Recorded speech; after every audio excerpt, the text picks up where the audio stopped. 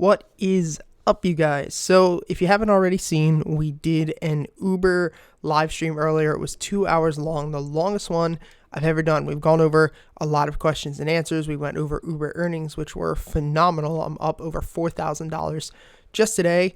But the big question of the day is Twilio, ticker TWLO, which in extended hours is up almost 40%. Now, this is a company that I wanted to invest in for the long term about a year ago.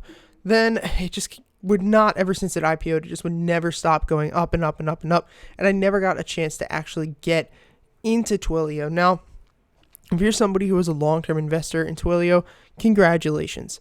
I have been looking for a whole bunch of information. I did not listen to the earnings call. I've been looking for information as to why they ripped. I know that the CEO basically said that they're getting huge amounts of demand towards, because of the whole Roni situation, that, the demand for their services is going through the roof.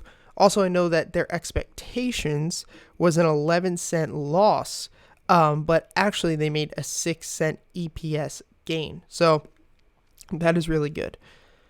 The question that I'm continuing to get throughout the day is this the time to start getting puts? And that's kind of what I want to answer right now. So if you're a long-term investor in Twilio, congratulations. You did good for yourself. That's not what this video is about. This video is more about where do I see technically Twilio going. If you're somebody who's looking to get puts, how does this shake out and how does this look for you? If you are somebody who has a position in it, maybe you took a trade, what do you do? Do you scale out? Do you have calls? Are you looking to get into puts? So that's kind of the situation. And do you have shares? If you're a long-term investor, do you get out of something like this? Is this going to pull back? Now, I'm going to preface this video by saying that, I have no shares in Twilio right now. I do like Twilio as a long-term company. And if you are in this as a trade, it might be a good chance to get out. If you're somebody who bought calls, if you're somebody who has shares, this might be a good time to get out. Now, let's kind of take a look at what happened leading up to the earnings on Twilio. Now, this, you can see, I was watching this before this happened. I can't believe that we got this kind of movement because I've been watching this for a couple weeks now. And you can see that we had this big, overall resistance that was trending up. And we kind of had this channel that we were moving in. Now, my plan and my thought was that maybe we were going to bounce throughout this channel, kind of come back, hit the 200-day SMA, and then bounce off the 200-day SMA. Now, I never expected it to go up to $176 a share.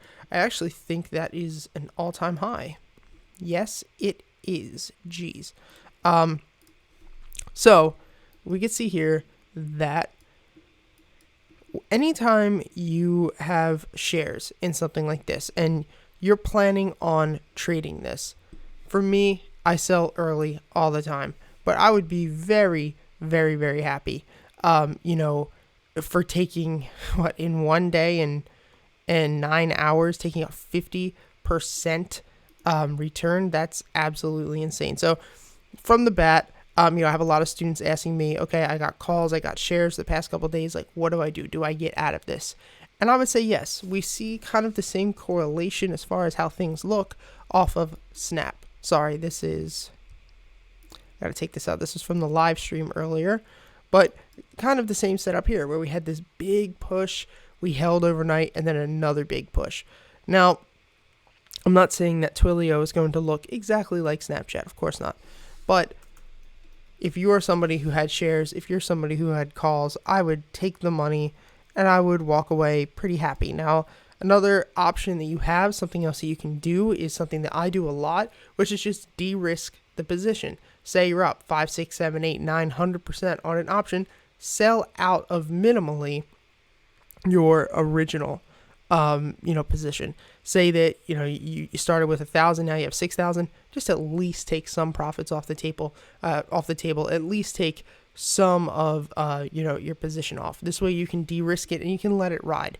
I'm actually doing that right now with McDonald's. I got McDonald's puts a couple days ago, had this nice ascending triangle, and this bearish divergence happening here. And I got some puts. I think I got 4 contracts. We made a nice dive. I sold out, took my principal back, and now I'm riding my profits out.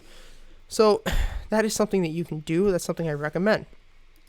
Now, for those of you who are looking to get into puts, I have a lot of students who have been hitting me up asking me, what do I think about getting puts? Now, in this situation, I don't like to try to time the downfall of something that's going parabolic right now. If we look at, anything from a Tesla when we had this big run up to something like Shopify, as we're having this big run up, to Snapchat, to a Peloton, to anything, it really, trying to time the bottom is not usually going to work out the best for you. Now, I've talked a lot with my students, and in the live stream earlier on Uber, I talked about this in what is called a short squeeze. Talk about it a little more now. So if you guys don't know what market makers are, they're basically the people who make the market run. We will not make the market run. We are retail investors. Doesn't matter even if you have $500,000, you're really not going to make a dent in the market. But what ends up happening in a situation like this is, say, we had this big run up yesterday. Say you got in, and you kind of saw this on my notes. Say you got into Twilio and you got a put, and your premium was $100. Market makers can see everything. Market makers can see, where your stop losses are. They can see where buy-ins are. They can see where limit orders are. Anybody can, not just market makers. Everything is out there and documented. So when market makers see that, all right, a whole bunch of puts came in here, well, all they have to do is drive up the price, and this is called a short squeeze. Now, sometimes a short squeeze is not warranted because of manipulation. Sometimes it's worth it. Sometimes maybe a company is just really undervalued. This could be happening with Twilio. And now long-term investors are saying, oh, well, the market's kind of iffy right now, but Twilio, I want to put my capital to work. This is a company that doesn't really require people to work in an office. It's not a brick and mortar business. It's not really being affected by the whole Rona situation. Maybe I could get into a long-term position in something like Twilio. That could be happening. I haven't really looked at the financials and, given a formulated opinion on if the company is actually valuated here, a good valuation here. But say you had a put here, market makers see this. There's what is called a short squeeze, and it's basically when you have a whole bunch of people shorting a stock, you have a whole bunch of people getting puts on a stock, and you hit max pain. For those of you who do not know what max pain is, I talked about it in the stream earlier. It's basically the point where you can't lose any more money, and it's happened to probably all of us. It's happened to me. I know plenty of times when I first started trading where if I lose another penny, another dollar, I'm going to cry myself to sleep that night, and I get so sick I just can't deal with it, so I sell. So what happens is when you go against a breakout like this, say you have a put here, all the market makers see people are shorting, people have puts. This is your premium. The premium on the put is $100. They just push the price up and push the price up.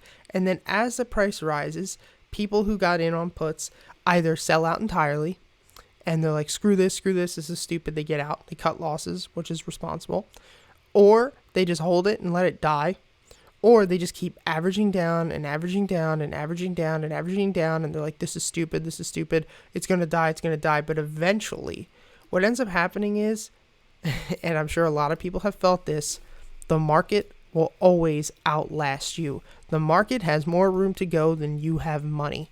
And everybody knows it. You only have so much money. And if you're playing with options, you only have so much time. And you only have so much implied volatility. And you only have so much, theta.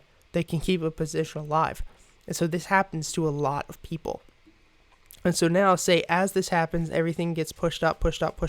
Now your options premium is only worth $15. Well, guess what? Now everybody has stopped out of their puts. Everybody has given up. Everybody is done. And then what happens? Market makers start to buy up these premiums. Because look, you can get something that was $100 premium a couple days ago. Now it's worth $15. So now you buy thousands and thousands and thousands of these, and then you dump your shares, the stock dumps, and then you make a lot of money. If you're a market maker, if you're somebody like us, a retail investor who doesn't understand proper risk management, you get screwed. And let's look at something even like a Tesla. Right now, Tesla, this was a different beast, because with Tesla, this was actually a company, in my opinion, that was very undervalued.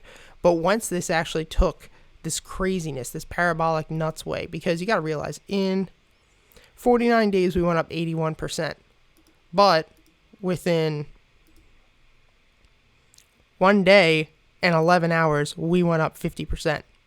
So once we hit this parabolic craziness, we had a lot of short sellers. We had a lot of people with puts doing the same thing here, trying to get in. The market makers kept pushing it up, because here's the thing. Anybody who is, and I don't want to offend anyone who's sensible knows that buying Tesla back then at $900 to $1,000 was not a smart idea. Anybody who's sensible, who they understand that. This was obvious manipulation. We get to the tippy top. Everyone who has puts and shorts are out. Market makers grab up the puts and start shorting it, and then they dump the shares. There's no one there to grab them. The same exact thing happened with SPCE. This one, we even got a bull trap, bear trap, where we came up, popped up, all the bulls tried to get in, and we had the big trap here. What is another one? Peloton could become another one. We had this big move up, and we could see if we could continue to push. And let's look at something like Snapchat here. Snapchat is, this had a fade, but now we're bouncing and holding. So Snapchat could be something different, because they had 44% year-over-year growth in users. So the whole point of this video is, obviously, if you're somebody who went in long on Twilio, or you had calls, get out. If you're in for the long term, hold on, do whatever you want. But there's no problem with covering profits. If you're somebody who wants to get puts, and I'm looking at them because it's enticing, you have to realize that the market will outlast your wallet. It's an age-old saying, but it's true. And that if you're going to start trying to get puts on this, you need to scale in, and you need to go longer than you think you need. So if you think, we say in our academy, always add 2 weeks. So if you think you need a week or 2 weeks for this to pan out, add 2 weeks. Yeah, you're not going to make as much money because you're going to have a lot more time on your hands, but you're also not going to have as much decay, and your chances of profitability will be a lot higher. And I would split it into 3 buy-ins in case this thing just keeps going against you.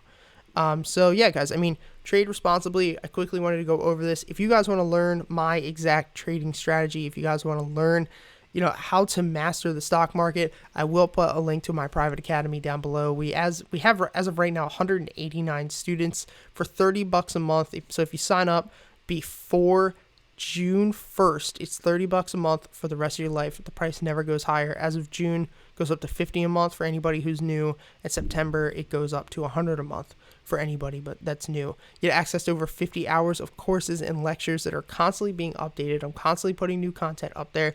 You also get access to our private Discord, where me and the group go live every single morning. We live stream. I go over what I'm looking at. I answer questions. I go through my exact plays, everything I'm doing. It's a great community to be a part of. So comment down below. Did you get Twilio? Are you looking at puts? Let me know how much profits you made. I'm always down to see how much money you guys make. So thank you for watching. Hit the like button, comment down below, subscribe to the channel, and I will see you guys next time. Peace.